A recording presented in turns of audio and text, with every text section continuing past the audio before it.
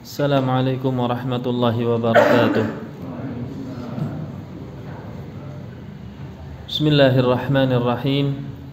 Innal hamdalillahi nahmaduhu wa nasta'inuhu wa nastaghfiruh wa na'udzu billahi ta'ala min shururi anfusina wa min sayyiati a'malina. Man yahdihillahu fala mudilla lahu wa man yudlil fala hadiya lahu. Wa asyhadu an la ilaha illallah wahdahu la syarika lahu wa asyhadu anna Muhammadan abduhu wa rasuluh. Allahumma salli wa sallim ala nabiyyina Muhammadin wa ala alihi wa ashabihi ajma'in. Amma ba'd. Ikhwah fiddin rahimani wa rahimakumullah wal akhawat. Kita lanjutkan kajian kita pada kitab Al-Kabair lidz-Dzahabi rahimahullahu taala. Dan insyaallah pada saat ini kita masuk Al-Kabiratus Tsaniyah atau dosa besar yang kedua yang disebutkan oleh beliau adalah qatlun nafs, yaitu membunuh jiwa yang diharamkan oleh Allah Subhanahu wa taala. Allahumma 'allimna bima yanfa'una wanfa'na bima 'allamtana wa zidna 'ilman nafi'a. Semoga Allah Subhanahu wa taala memberikan ilmu yang bermanfaat kepada kita dan berbuah amal yang saleh dan mengampuni seluruh dosa-dosa kita. Muallif mengatakan qatlun nafs, yaitu membunuh jiwa. Membunuh jiwa adalah termasuk dosa besar, bahkan yang sangat besar. Dan Rasul sallallahu alaihi wasallam di dalam sebagian hadis meriwayatkan bahwasanya membunuh ini adalah dosa besar di bawah syirik. Ya, di dalam hadis yang lain, riwayat yang lain, Rasul sallallahu alaihi wasallam meletakkan dosa besar di bawah syirik adalah uququl walidain, yaitu durhaka kepada kedua orang tua. Tetapi di sini Al-Imam Az-Dzahabi merajihkan yang lebih besar dosanya, ya, di antara dua dosa tersebut, durhaka kepada kedua orang tua dan membunuh jiwa, adalah membunuh jiwa. Ya, mungkin di tempat yang lain pada kitab-kitab yang berisi tentang dosa besar adalah uququl walidain atau durhaka kepada kedua orang tua menempati setelah syirik. Kalau kita kumpulkan riwayatnya, jika hal tersebut berisi tentang perintah, maka perintah tauhid yang pertama, yang kedua perintah untuk berbuat baik kepada kedua orang tua. Jika berkaitan dengan larangan yang pertama adalah syirik dan larangan yang berikutnya adalah membunuh jiwa yang diharamkan oleh Allah Subhanahu wa taala. Maka di sini muallif mengatakan qala Allah taala. Allah Subhanahu wa taala berfirman, "Wa may yaqtul mu'minan muta'ammidan fajazaohu jahannam khalidan fiha." Barang siapa yang membunuh seorang mukmin muta'ammidan, dengan sengaja. Di sini Allah Subhanahu wa taala menyebutkan dengan sengaja, muta'ammidan. Berarti tidak termasuk yang tidak disengaja. Yang dimaksud disengaja adalah memang berniat untuk menghilangkan nyawa saudaranya dan melakukan niatnya dengan cara-cara yang memang cara tersebut adalah sebab yang bisa mengakibatkan hilangnya nyawa. Contohnya mengambil senjata tajam atau memberikan racun, ya. Adapun cara-cara yang tidak mengakibatkan hilangnya nyawa, contohnya barangkali seseorang menyiram air kepada saudaranya, tahu-tahu saudaranya meninggal dunia. Ini tidak termasuk di sini. Yang dimaksud muta'ammidan adalah berniat menghilangkan nyawa dan upayanya sesuai dengan akibatnya. Upayanya sesuai dengan akibatnya. Memang cara yang dia lakukan adalah sebab secara duniawi itu menyebabkan hilangnya nyawa seseorang. Fajazauhu jahannam, kata Allah. Maka balasan orang yang seperti ini adalah jahannam. Yang pertama. Yang kedua, khalidan fiha, kekal di dalamnya. Wa ghadiballahu alaihi, yang ketiga adalah Allah murka kepadanya. Wa la'anahu, yang keempat, dan Allah melaknatnya. Wa a'adda lahu 'adzaban 'azima, yang kelima Allah persiapkan dia dengan azab yang sangat pedih.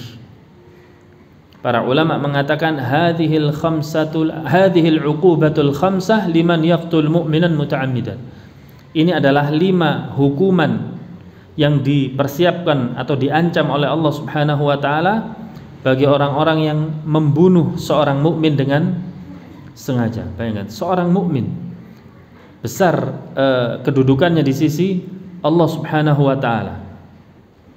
Maka tidak boleh kita sama sekali berniat, ya, jika ada syaitan yang membisikkan kepada kita niat untuk menghabisi saudara kita mukmin, ya, maka hilangkan niat tersebut, karena efeknya sangat fatal jamaah sekalian, di dunia sampai di akhirat.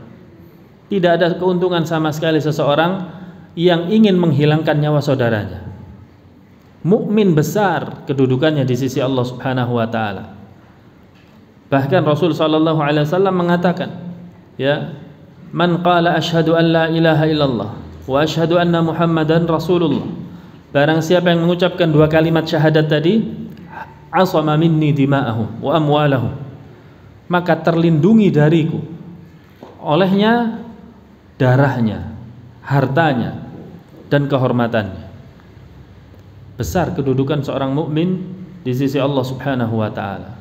Walaupun orang itu memiliki sifat yang buruk barangkali, walaupun orang tersebut rendah derajatnya di sisi manusia, tapi keimanannya bernilai besar di sisi Allah Subhanahu wa taala.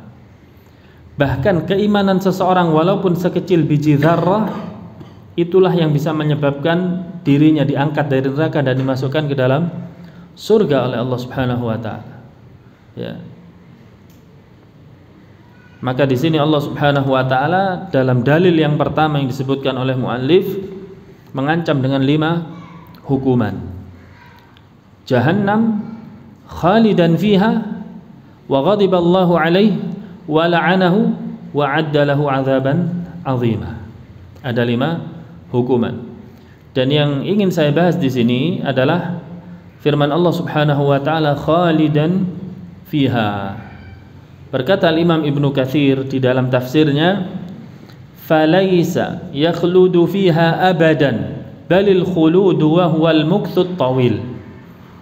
Bukanlah yang dimaksud di dalam ayat ini khalidan fiha, yang apabila diartikan secara bahasa kekal di dalamnya, khalidan fiha, yang dimaksud bukanlah kekal di dalamnya, akan tetapi maksudnya adalah al-muktut tawil, yaitu berdiam diri di neraka dalam waktu yang lama tapi tidak kekal. Innama yakhludu fin nar al-kafirin wal musyrikin. Karena yang kekal di neraka hanyalah 2, orang kafir dan musyrik. Sebagaimana firman Allah Subhanahu wa taala dalam surat Al-Bayyinat, innal ladzina kafaru min ahlil kitabi wal musyrikina fi nari jahannam khalidina fiha. Sesungguhnya yang masuk dalam api neraka adalah ahlul kitab, orang-orang kafir dari ahlul kitab dan musyrikin. Mereka adalah penghuni neraka jahanam khalidina fiha, yang kekal di dalamnya. Ini ayat yang menjadi rujukan, ayat yang paten. Sedangkan penyebutan khalidan atau yakhludu di dalam ayat yang lain kembali ke surat Al-Bayyinah ini. Jika yang disebutkan di dalam ayat yang lain dosanya bukan syirik atau kafir, maka yang dimaksud khalidan fiha, kekal di dalamnya, adalah waktu yang lama, durasi yang lama. Contohnya di dalam surat Al-Baqarah Allah menyebutkan tentang riba, ya, faman 'ada faulaika Allah Subhanahu wa taala alladzina ya'kuluna ar-riba la yaqumuna illa kama yatakhabbathu asy-syaitanu minal mas. Ya, dzalika bi annahum qalu innamal bai'u mithlu ar-riba wa halallahu wa ahallallahu al-bai'a wa harrama ar-riba. Ya. Faman ja'ahu maw'izatun min rabbih falahu ma salafa wa amruhu ila Allah. Faman 'ada fa ulaika ashabun nar hum fiha khalidun. Ada penyebutan khalidun. Barang siapa yang tetap kembali setelah mengetahui riba itu haram, maka dialah penghuni neraka Jahannam, hum fiha khalidun, mereka kekal di dalamnya, khalid.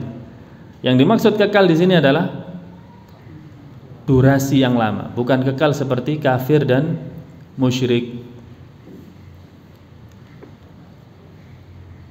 Karena yang beranggapan pelaku dosa besar, yang beranggapan pelaku dosa besar itu kekal di dalam neraka selama-lamanya adalah dua firqah, dua sekte, namanya Khawarij dan Mu'tazilah. Khawarij dan Mu'tazilah. Ya. Ini adalah dua sekte sesat yang menganggap bahwasanya pelaku dosa besar hukum akhiratnya adalah di neraka selama-lamanya. Kalau ahlu sunnah bagaimana? Ahlu sunnah berdalil dengan firman Allah subhanahu wa ta'ala, inna allaha la yaghfiru ay yushraka bihi wa yaghfiru ma duna dzalika liman yasha. Seperti bab pertama yang sudah kita bahas, sesungguhnya Allah subhanahu wa ta'ala tidak mengampuni dosa syirik. Nah, di sini berarti kita ambil kesimpulan dosa syirik yang dibawa mati oleh pelakunya, dia belum sempat bertaubat, maka sesuai dengan firman Allah Subhanahu wa taala dosanya tidak diampuni. La yaghfiru ayyushraka bihi wa yaghfiru ma duna dzalik. Sedangkan Allah Subhanahu wa taala mengampuni dosa di bawah syirik. Sedangkan membunuh di bawah syirik atau tidak? Di bawah syirik. Ya. Ini adalah kebatilan akidah dari Khawarij dan Mu'tazilah. Ya, siapapun yang mengatakan bahwasanya pelaku dosa besar nanti di neraka selama-lamanya, maka ini adalah pemahaman yang kurang tepat. Yang tepat adalah pelaku dosa besar apabila wafat di atas dosa besarnya, maka dia berada di bawah kehendak Allah Subhanahu wa taala. Kita katakan bagaimana hukum akhiratnya? Di bawah kehendak Allah Subhanahu wa taala. Jika Allah mau, Allah ampuni. Jika Allah mau, Allah azab. Kita serahkan kepada Allah Subhanahu wa taala. Adapun syirik, apabila dibawa mati dan belum sempat bertaubat, jelas Allah Subhanahu wa taala mengatakan fi nari jahannama khalidina fiha, di dalam api neraka jahanam kekal di dalamnya. Kemudian Al-Imam Adz-Dzahabi yaqul walladzina la yad'una ma'allah. Beliau mencantumkan firman Allah yang kedua, walladzina la yad'una ma'allahi ilahan akhar. Dan orang-orang yang tidak beribadah atau tidak menyembah, boleh diartikan tidak berdoa, ya, ma'allahi ilahan akhar, kepada Tuhan selain Allah Subhanahu wa taala. Lafaz la yad'una ma'allahi ilahan akhar ini maksudnya adalah syirik. Barang siapa yang tidak berbuat syirik. Di sini kita bisa ambil tafsirnya syirik. Syirik adalah yad'una ma'allahi ilahan akhar, menyembah kepada Allah plus menyembah kepada Tuhan selain Allah. Wala yaqtuluna an-nafs allati harramallahu illa bil haqq. Dan orang yang tidak membunuh jiwa orang-orang yang diharamkan oleh Allah Subhanahu wa taala untuk dibunuh, illa bil haqq, kecuali dengan cara yang benar, yang hak. Siapa yang dimaksud di sini? Ada 4 golongan yang diharamkan dibunuh oleh Allah Subhanahu wa taala. Ada 4 golongan. Pertama, mukmin itu sendiri. Yang kedua zimmi, kafir zimmi, yaitu kafir yang di bawah kepemerintahan kaum muslimin dan dia dilindungi dan membayar jizyah, membayar upeti kepada pemerintah kaum muslimin. Atau yang berikutnya, atau kafir mu'ahad. Kafir mu'ahad, kafir yang memang dilindungi oleh pemerintah kaum muslimin, berada di dalam undang-undang pemerintah kaum muslimin. Ya, wallahu taala alam, kafir mu'ahad adalah kafir yang berada di negeri kita. Sesuai dengan tafsirnya, sesuai dengan definisinya. Mu'ahadun, di bawah perjanjian kaum muslimin. Kemudian yang keempat adalah kafir musta'man.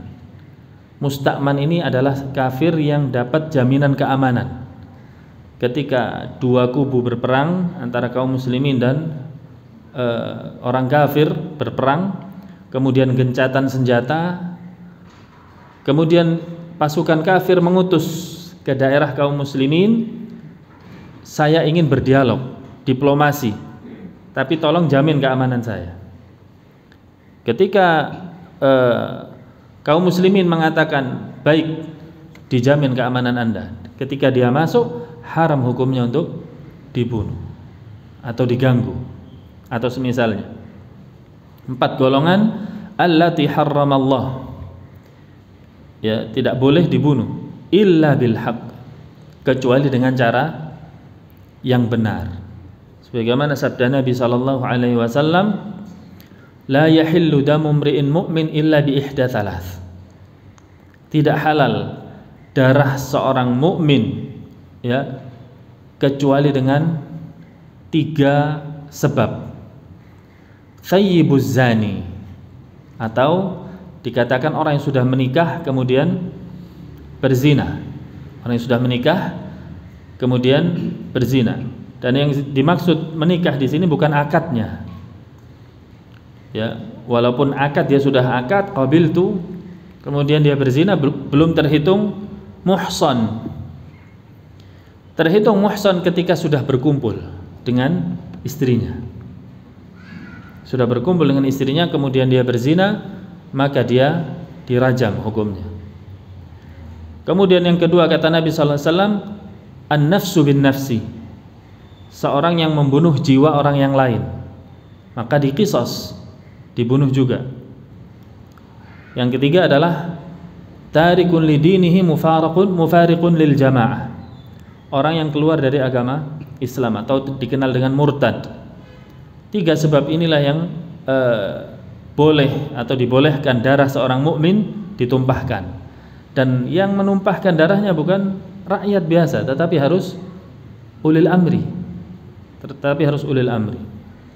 Saya ulang di dalam ayat ini, walladzina la yad'una ma'allahi ilahan akhar, barang siapa yang tidak berbuat syirik, wala yaqtuluna an-nafsa allati harramallahu illa bil haqq, tidak membunuh jiwa kecuali dengan cara yang benar, wala yaznun, kemudian tidak berzina, ya, kemudian tidak berzina, wa may yaf'al dzalika yalqa athama, barang siapa yang melakukan hal tersebut maka dia akan diberikan oleh Allah Subhanahu wa taala athama. Athama dikatakan oleh Abdullah bin Amr ibn al-As dan Ikrimah radhiyallahu anhuma, athama yang dimaksud adalah wadin fi jahannam, lembah yang ada di neraka jahannam. Ada juga yang mengatakan, Abu Umamah al-Bahili radhiyallahu anhu mengatakan athama adalah qa'run fi jahannam, palung, qa'r, palung yang ada di jahannam, atau jurang yang ada di jahannam. Yalqa athama yudha'af lahu al-'adzab yaumal qiyamati wa yakhlud fihi muhana, akan dilipat gandakan oleh Allah Subhanahu wa taala siksanya pada hari kiamat, wa yakhlud fihi muhana, dan akan dikekalkan siksanya oleh Allah Subhanahu wa taala di dalamnya muhana, dalam kondisi yang hina. Maka sekali lagi ini di sini ada lafaz yakhlud, kekal. Yang dimaksud kekal di sini apabila ditafsirkan kekal selama-lamanya, berarti harus melakukan semuanya. Mulai dari yang pertama, berbuat syirik, membunuh, berzina. Maka yakhlud di sini diartikan sebagai kekal selama-lamanya. Kalau dia melakukan semuanya yang disebutkan dari awal. Ya, jika tidak melakukan syirik, yang dimaksud yakhlud di sini adalah berdiam diri di jahanam dalam durasi yang lama. Illa man taba, kecuali orang-orang yang bertaubat kepada Allah Subhanahu wa taala. Dalil berikutnya yang disebutkan di sini, wa qala ta'ala man qatala nafsan bighairi nafsin, barang siapa yang membunuh jiwa dengan jiwa yang lainnya, aw fasadin fil ard, atau membuat kerusakan di muka bumi ini, ya, berbuat kerusakan di muka bumi ini lebih luas, membunuh juga berbuat kerusakan di muka bumi, ya. Kemudian seluruh maksiat yang dilakukan anak cucu Adam juga termasuk kerusakan di muka bumi ini.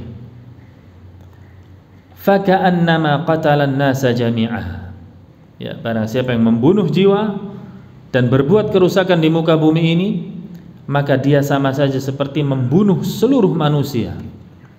Faka'annama qatalan nasa jami'ah. Sambungan ayatnya, waman ahyan nasa faka'annama ahyan nasa jami'ah. Barang siapa yang berniat ingin memperbaiki hidup seseorang, ahya, menghidupkan, tentu yang menghidupkan Allah Subhanahu wa taala. Tetapi di sini Allah mengatakan ahya, menghidupkan untuk manusia, maksudnya apa? Tidak ada niat untuk membunuh manusia yang lainnya, satu. Kedua, ingin memperbaiki kondisi hidup manusia, faka'annama ahyan nasa jami'ah. Maka seolah-olah dia memperbaiki kehidupan seluruh manusia sedunia. Luar biasa. Kemudian muallif juga mengatakan di sini firman Allah Subhanahu wa taala, wa idzal mau'udatu su'ilat. Ya, wa idzal mau'udatu su'ilat. Dan apabila al-mau'udah, anak-anak putri yang dikubur, su'ilat, ditanya oleh Allah Subhanahu wa taala kelak. Ya, di antara perkara jahiliyah terdahulu adalah mereka tidak senang jika memiliki anak wanita. Dianggap anak wanita adalah sumber fitnah. Dianggap anak wanita akan menjadikan aib bagi keluarganya. Karena wanita pada zaman tersebut memang benar-benar dilecehkan. Kemudian Islam datang mengangkat derajat wanita pada zaman itu. Tapi sungguh ironis, zaman berjalan sampai saat ini, justru wanita muslimah menganggap dirinya dikekang dan dilecehkan oleh Islam. Ketika dia membaca Al-Quran, cukup surat At-Takwir ini, wa idzal mau'udatu su'ilat, betapa dilecehkan wanita oleh generasi jahiliyah terdahulu. Bahkan ketika lahir pun sudah mau dikubur hidup-hidup oleh ayahnya. Bahkan ayahnya merasa itu adalah aib ketika melihat anaknya lahir kelaminnya perempuan. Dan Islam datang menghapus ini semua. Kemudian datanglah syariat hijab, datanglah syariat menikah, ya. Kemudian datanglah syariat untuk larangan berkhulwat. Bahkan Allah Subhanahu wa taala mengatakan, waqarna fi buyutikunna wa la tabarrajna tabarrujal jahiliyatil ula.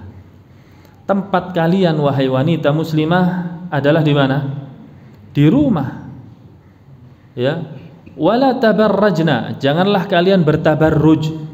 Tabarrujal jahiliyatil ula. Allah sebutkan jahiliyatil ula, seperti tabarrujnya jahiliyah yang dulu yang pertama. Ya, seperti tabarrujnya jahiliyah yang dulu pada masa itu kalian wahai wanita dilecehkan. Dengan apa? Dengan tabarruj dan sering keluar dari rumah. Sekarang bagaimana kondisinya? Ya, emang hanya laki-laki saja yang bisa keluar rumah? Kita pun bisa, ya. Bahkan menyaingi. Dari driver sudah ada driver wanita, atlet sudah ada atlet wanita. Semuanya hak-hak laki-laki yang ada di dunia ini, yang khusus bagi laki-laki sudah disaingi oleh wanita. Dan Islam mengatur bukan seperti ini, jamaah sekalian. Ya, masing-masing memiliki porsinya sendiri-sendiri. Di dalam berumah tangga pun demikian. Laki-laki dipuji oleh Allah Subhanahu wa taala sebagai kepala rumah tangga, wa bima anfaqu min amwalihim, dan dari nafkah mereka yang diberikan kepada istrinya.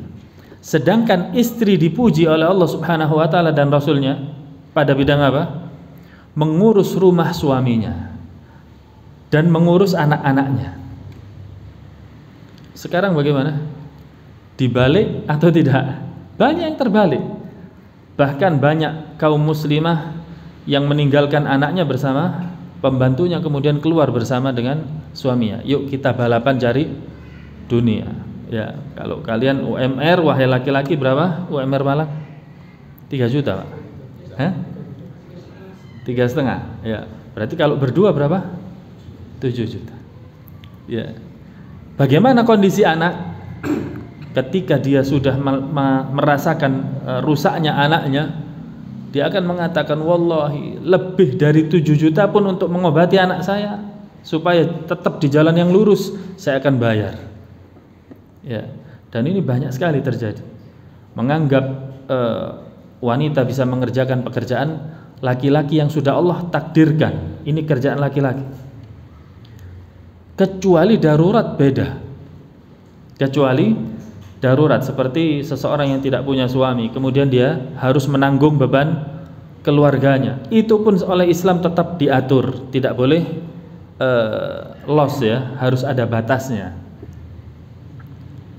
Yang lebih ironis sekali, banyak dari kaum muslimah yang mengganti, sudah sistemnya diganti.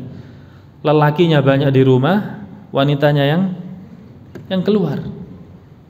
Ya, wanitanya yang keluar.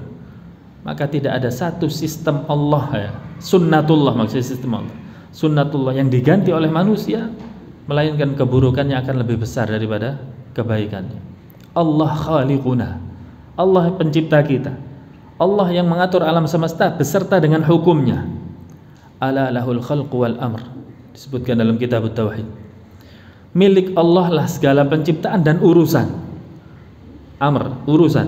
Kalau urusan ini dibalik, maka orang tadi sama saja mengatakan saya lebih baik dari Allah. Apakah mungkin? Tidak mungkin.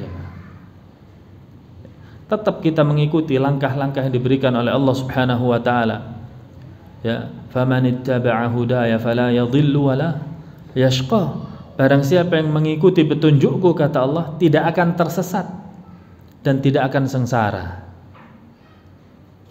Nah, wa idzal mau'udatu su'ilat, dan ketika anak-anak perempuan yang masih kecil yang dikubur hidup-hidup, su'ilat, ditanya.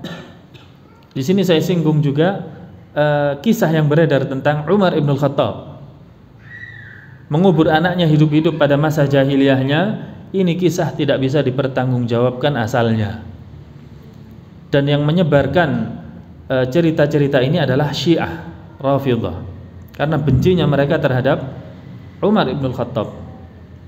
Ya, disebutkan yang beredar apa? Umar dulu, Umar pernah menangis ketika ditanya oleh Rasul SAW, kenapa wahai Umar engkau menangis?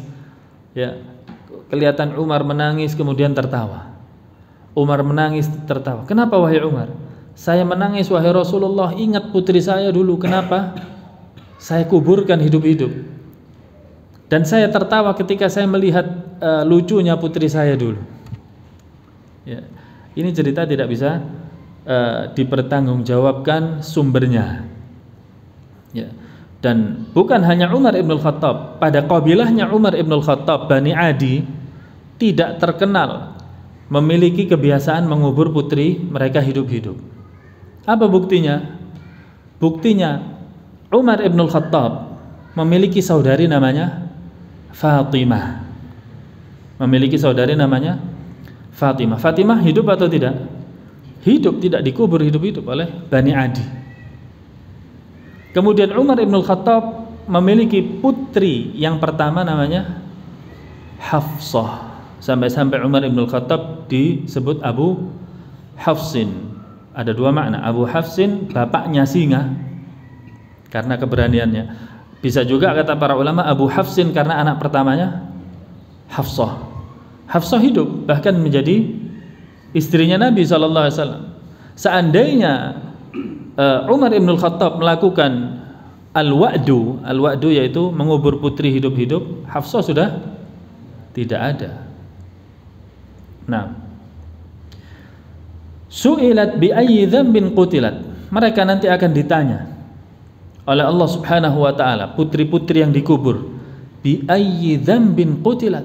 Kenapa kalian dulu? Salah apa dulu kalian kok dikubur? Ya. Maka mereka, di antara mereka menjawab di dalam surat Al-Isra, Allah Subhanahu wa taala sebutkan, wala taqtulun nafsallati wala taqtulu auladakum khasyata imlaq. Ya, ini peringatan juga kepada kaum musyrikin Quraisy pada waktu itu. Janganlah kalian bunuh anak-anak kalian karena takut miskin. Janganlah kalian bunuh anak-anak kalian karena takut miskin. Kata Allah, nahnu narzuqukum wa iyyahum. Ya. Nahnu narzuquhum wa iyyakum. Kamilah yang memberi rizki kepada mereka dan kepada kalian, wahai ayah-ayah dari anak-anak tersebut. Alasan mereka mengubur putri mereka hidup-hidup, yang pertama menjadi aib keluarganya. Yang kedua tetap masalah ma'isyah. Masalah ma'isyah. Dan di sini saya sebutkan termasuk hal ini adalah perantara yang menuju ke sana, yaitu slogan anak jangan banyak-banyak. Takut apa? Takut rizkinya atau takut kebutuhan anaknya tidak bisa dipenuhi oleh orang tuanya. Allah mengatakan nahnu narzuqukum wa iyyahum. Kami yang memberi rizki, bukan kalian wahai ayah dan ibu. Anak kita ciptaan Allah Subhanahu wa taala. Dan Allah Subhanahu wa taala setiap menciptakan makhluknya lengkap dengan rezekinya. Jangankan manusia yang bisa berdoa kepada Allah, hewan melata saja dilengkapi rezekinya oleh Allah Subhanahu wa taala. Ya, jadi tidak boleh kita termakan slogan untuk membatasi anak. Ya. 3 anak cukup saja nggak boleh. 3 membatasi namanya. Saya tidak sebutkan slogannya itu ya. 3 anak cukup saja tidak boleh. Kemudian bagaimana Ustadz ketika ada dokter yang menawarkan kepada kita untuk steril istilahnya, diputus jalur rahimnya supaya tidak bisa punya anak? Asal hukumnya adalah haram, karena sama saja mengubah ciptaan Allah Subhanahu wa taala. Ya, apa alasannya? Apa alasannya? Kita lihat dulu apa alasannya. Asalnya haram jika alasannya adalah memang alasan kesehatan dan itu fatwanya dari ahlinya, bukan fatwa dari katanya dan katanya, tapi ahlinya langsung berdasarkan penelitian. Setelah ada penelitian bahwasannya Anda jika memiliki anak akan mudaratnya lebih besar, maka yang demikian beda. Yang demikian jika mudaratnya lebih besar, kemudian ada fatwa dari ahlinya, maka silahkan. Jika tidak, maka haram hukumnya dalam Islam. Ya, Allah mengatakan wala taqtulu auladakum. Janganlah kalian membunuh anak-anak kalian. Loh, saya enggak bunuh anak, Ustaz. Tapi hanya potong jalannya anak. Ini lebih awal Anda melakukan kesalahan tersebut, karena itu adalah sebabnya. Sebabnya sudah ditutup. Nah,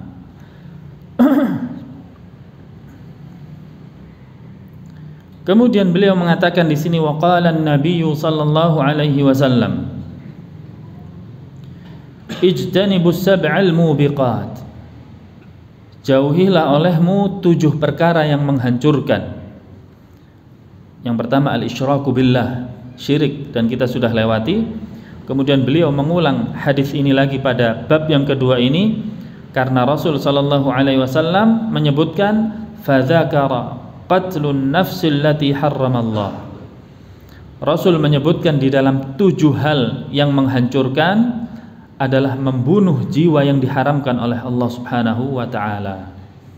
Ya. Dan ini juga peringatan keras bagi kaum muslimin yang memiliki pemahaman untuk menghabisi kaum muslimin yang lain yang tidak sependapat dengan pendapatnya. Ya. Barang siapa yang berhukum tidak dengan hukum Allah Subhanahu wa taala, maka dia kafir. Siapa yang Anda maksud? Yang saya maksud adalah pemimpin. Tidak berhukum dengan hukum Allah, kata mereka. Kemudian orang-orang yang di sekitar kepemimpinan, kemudian yang mengakui pemimpin tersebut adalah pemimpinnya, semuanya kafir. Diistilahkan dengan semuanya taghut, sehingga halal darahnya, halal hartanya. Lalu bagaimana upayanya? Karena ini adalah termasuk bentuk jihad, kata mereka, maka boleh saya letakkan bom di tubuh saya kemudian saya ledakkan.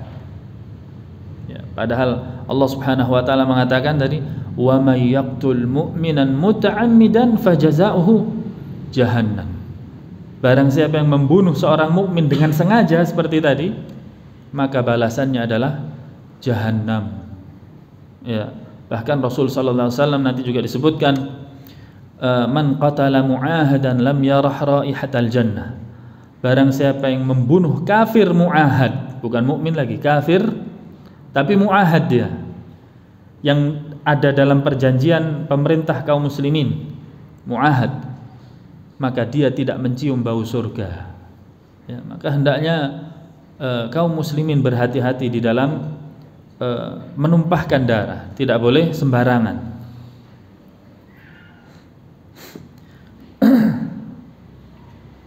Wa qala alaihi salatu wassalam, dan Nabi sallallahu alaihi wasallam juga bersabda, wa qad su'ila ayyu dzambi a'zam.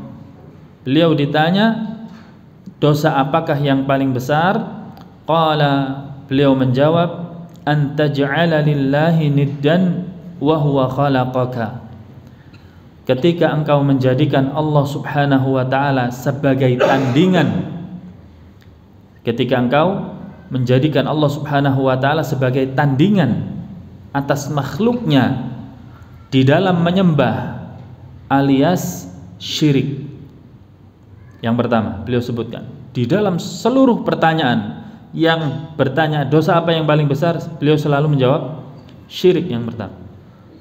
Kemudian thumma ay, kemudian apalagi wahai Rasul? Qala, Rasul mengatakan, an taqtula waladaka khasyata an yat'ama ma'aka. Ya. Ketika engkau membunuh anakmu karena alasan anakmu nanti ikut makan bersamamu. Ya. Ini disebutkan tadi di dalam surat Al-Isra.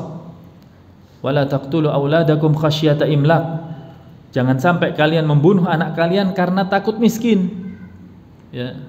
Atau membatasi anak karena takut miskin. Ini tidak ada tuntunannya dalam Islam. Berbeda kalau ada alasan medis, maka ini adalah udzur syar'i. Qila, kemudian ditanya lagi beliau, thumma ay, kemudian apalagi wahai Rasul? Qala antuzani halilata jarik. Ketika engkau menzinahi istrinya tetanggamu. Ya, berzina memang secara umum haram. Tetapi yang paling haram, kata Nabi SAW, adalah antuzani halilata jarik. Berzina dengan istri tetangganya. Di dalam riwayat yang lain beliau mengatakan, janganlah kalian mencuri.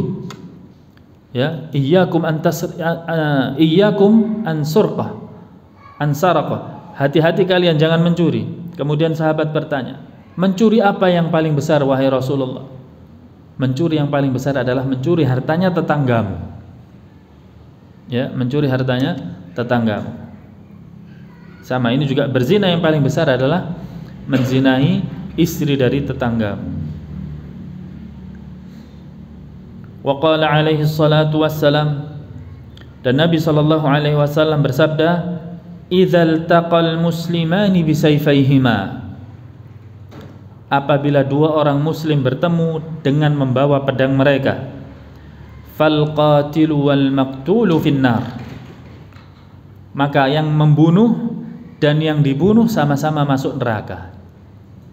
Perhatikan ikhwan, fal qatilu wal maqtulu finnar, kata Nabi.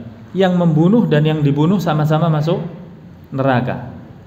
Sebelum saya lanjutkan hadis ini, di sini juga pelajaran bahwasannya janganlah mudah kita ketika ada pertikaian dengan saudara semuslim, kemudian kita mudah ambil senjata. Apapun suku kita atau apapun adat kita kembali kepada Al-Quran dan Sunnah. Ya, saya suku A barangkali nggak pas kalau hanya sekedar berantem mulut. Sesuai adat suku saya harus ambil senjata minimal untuk menakut-nakuti. Dan ini berbeda hukumnya. Ketika seseorang sudah memegang senjata, emosinya semakin meledak. Bagaimana syariat ketika marah? Sunnah Rasul SAW ketika marah. Kata Nabi SAW, kalau kalian sedang berdiri, duduk, bukan ambil senjata ya. Kemudian ketika duduk masih marah juga, berbaring. Kemudian berbaring masih marah, suruh ambil air wudhu, kemudian sholat. Dan bahkan kata Rasul SAW, wa idza ghadibta faskut, apabila kalian sedang marah, diamlah. Kita tahan lisan ini kalau sedang marah. Ini bukan malah ambil senjata tajam, ya, mengikuti langkah-langkah syaitan.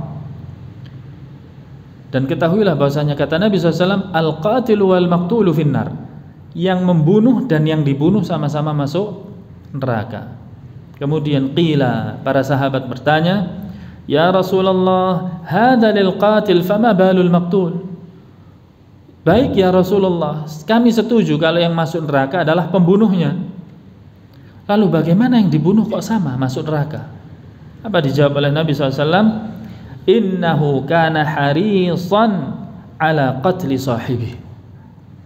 Ya, sesungguhnya dia sudah berniat, antum perhatikan, hanya niat penyebab dia masuk neraka. Yang satu tadi penyebab masuk nerakanya karena pedangnya, yang terbunuh masuk neraka karena niatnya. Subhanallah. Innahu kana harisan ala qatli sahibi. Sesungguhnya dia sudah berniat untuk menghabisi saudaranya.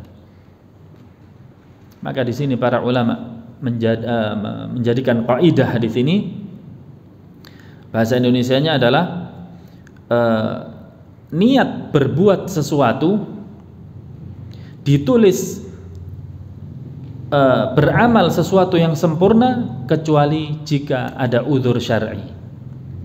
Niat berbuat sesuatu ditulis oleh Allah Subhanahu wa taala seperti mengerjakan sesuatu tersebut dengan sempurna kecuali jika terhalang dengan udzur syar'i.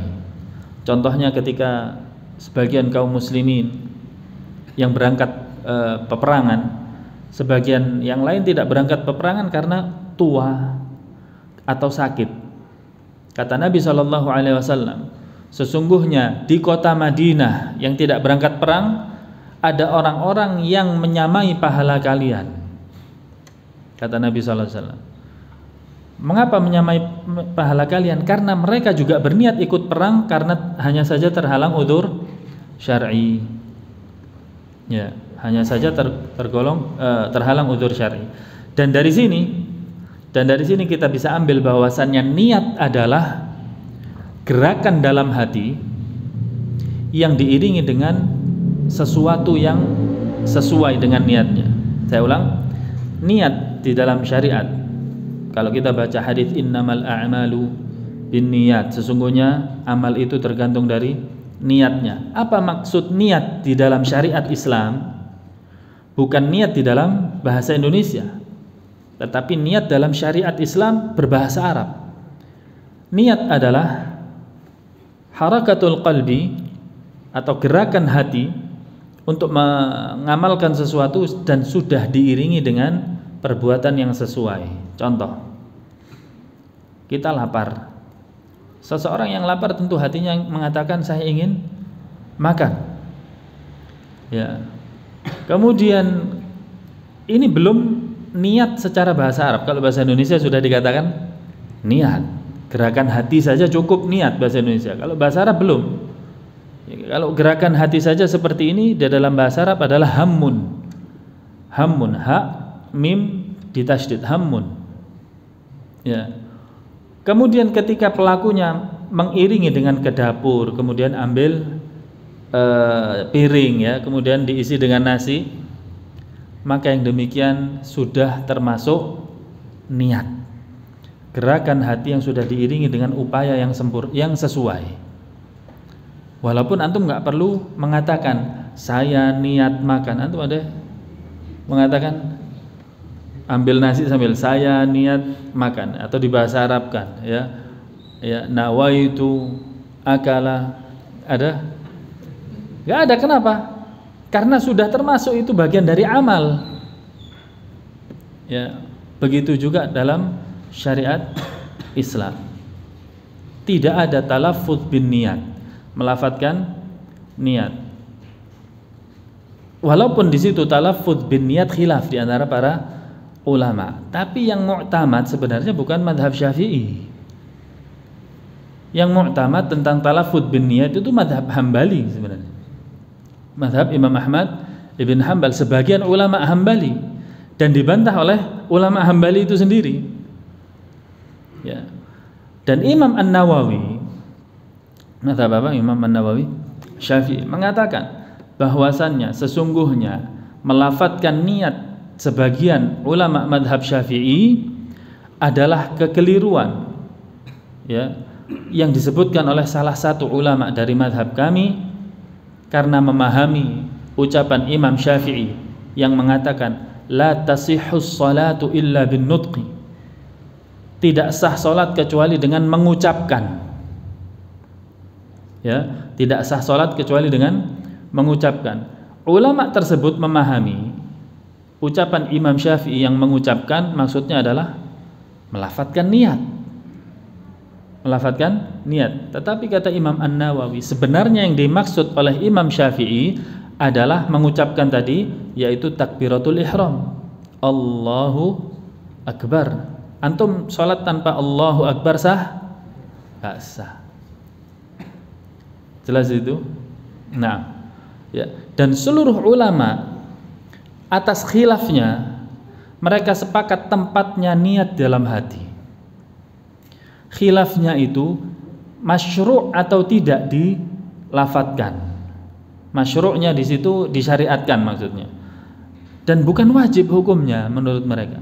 Ini adalah sunnah saja untuk meneguhkan hati bagi orang-orang yang ada rasa was-was. Was-was, ini saya niat benar nggak ya niat saya begini.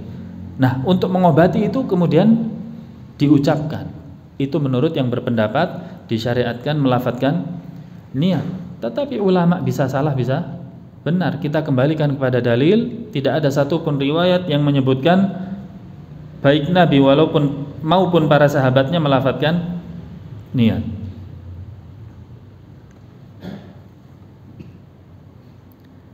Jadi dari hadis yang ini, riwayat Imam Al-Bukhari, penulis ingin menegaskan di sini bahwasanya membunuh yang dinilai dengan dosa yang sangat besar bukan hanya sebab dari pedang, dari sebab niat pun juga bisa. Ya, saya contohkan lagi di sini, orang yang berpuasa,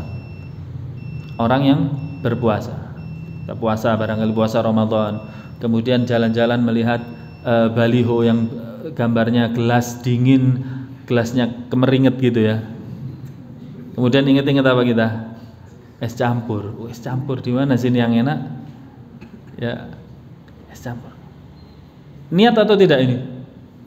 Baru gerakan hati. Ya. Kalau hanya terlihat itu saja kemudian kita teringat dengan minuman-minuman yang enak, belum batal puasanya. Tapi ketika kita ingat minuman-minuman yang enak, kemudian cek, fulus ada ini fulus, ya, langsung menuju ke tempat warungnya tadi, warungnya tutup. Ya Allah, gimana? Antum cari warung yang lain, puasanya sudah batal. Puasanya sudah batal. Kenapa? Antum sudah gerakan hati diiringi dengan perbuatan yang sesuai. Kemudian tutupnya bukan karena keinginan antum, maka sudah ditulis. Ini sama. Dia ingin membunuh sebenarnya, tapi kebunuh duluan. Kebunuh duluan, maka ditulis oleh Allah Subhanahu wa taala seperti membunuh secara sempurna 100%. Nah, ya sama kalau insya Allah kalau belajar, ya antum niat ya bawa kitab barangkali kemudian mengikuti, tahu-tahu tulis 100%. Belajar talibul ilm, insya Allah. Kan bukan niatnya antum, ya, itu rezeki dari Allah Subhanahu wa taala. Baik, mungkin sampai di sini dulu. Sudah Isya. Insyaallah kita lanjutkan pada pertemuan yang akan datang. Wallahu taala ala wa alam. Wa sallallahu ala Muhammad wa ala ali Muhammad walhamdulillahi rabbil alamin. Assalamualaikum warahmatullahi wabarakatuh.